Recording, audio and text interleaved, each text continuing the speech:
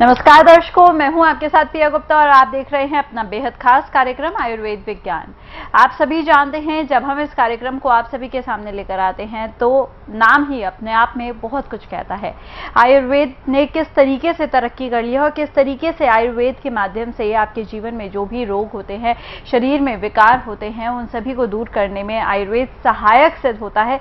इसके बारे में हम आपको जानकारी देते हैं और हर बार हर एपिसोड में एक नई बीमारी के बारे में हम चर्चा करते हैं। आज एक ऐसी बीमारी के बारे में जिक्र करने वाले हैं जो अक्सर लोगों के घरों में, लोगों के शरीर में पाई जाती है। बात कर रहे हैं अस्थमा के बारे में।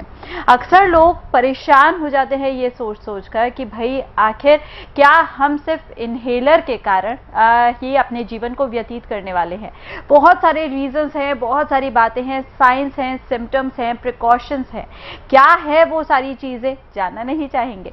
जानना चाहते हैं तो चलिए आज स्वयं भी हम सुनने वाले हैं यही सारी बातें डॉक्टर पुनीत धवन से, क्योंकि वो इस वक्त हमारे साथ स्टूडियो में मौजूद हैं। तो चलिए सबसे पहले करेंगे डॉक्टर साहब का स्वागत।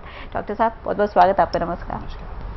बात करना चाहूंगी अस्थमा के बारे में। यूं तो आपने शुगर के बारे में जब जानकारी दी थी तो मुझे लगता है लोगों के अंदर जिस तरीके से जागरूकता आती है कि भाई हमें शुगर ना हो जाए, हमें डायबिटीज ना हो जाए। आपने अर्थराइटिस के बारे में बात की तो वो भी एक तरह से लोगों को अवेयर करता है चीजों के बारे में। आज बताइएगा अस्थमा के बारे में, दमा के बारे में आप क्या कुछ बताना चाहेंगे? जी देखिए, दमा पे हम आज पूरे बात करेंगे, लेकिन उससे पहले मैं आपको कुछ चीजें बता देता हूँ। आयुर्वेद की विशेषताएं मैं पहले आपको थोड़ा सा बताना चाहूँगा। एक छोटी से उदाहरण के साथ बताता हूँ आपको। एक उड़ीसा में एक पर्वत है जिसका नाम है गंधमार्धव पर्वत। इसका डिस्क्रिप्शन आपने रामचरितमानस में भी सुना होगा। तो उस एक पर्वत पे लगभग 16,000 जड़ी बूटियां हैं।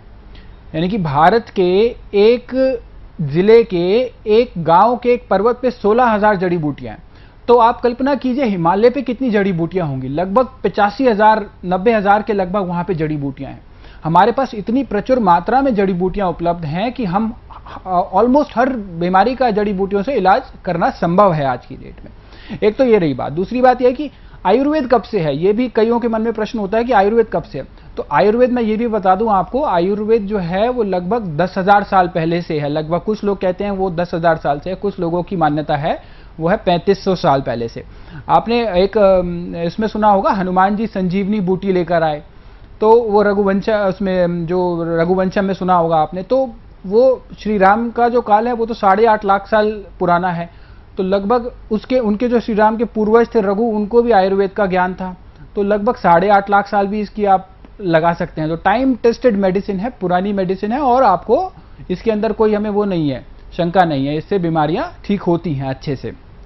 और अगर आजकल की डेट की बात करें तो आजकल हमारी कैसी मान्यता हो गई है कि जो डॉक्टर जो है वो 8 से 10 गोली लिख दे वो तो बहुत समझदार है, और जिसने एक गोली लिखी वो उसको समझ कम है, और जो बिना दवा के ठीक कर दे वो तो मूर्ख है। तो हमें थोड़ा सा इस भ्रांति से भी बाहर आना पड़ेगा। कोई भी बीमारी है आप हमारे यहाँ पे उसे कॉल करके हमारे डॉक्टर से अपने पूरा उसका डिस्क्रिप्शन दीजिए। आपकी डिटेल में पूरी हिस्ट्री ली जाएगी और आपको आपकी अवस्था के अनुसार और बीमारी के अनुसार दवाई दी जाएगी। इस प्रकार से है। और जो है आयुर्वेद के बारे में मैं आपको कुछ और जो है विशेषताएं बताता हूँ। आपने सुना होगा कि आयुर्वेद में कितनी शक्ति है, इससे आपको ये पता चलेगा। जब महाभारत का युद्ध हुआ था, सबसे भयंकर युद्ध था, लाखों लोगों ने युद्ध लड़ा था। तो रात को क्या होता था कि जो सैनिक घायल हो जाते थे, रात को वैद्य उनका लेपन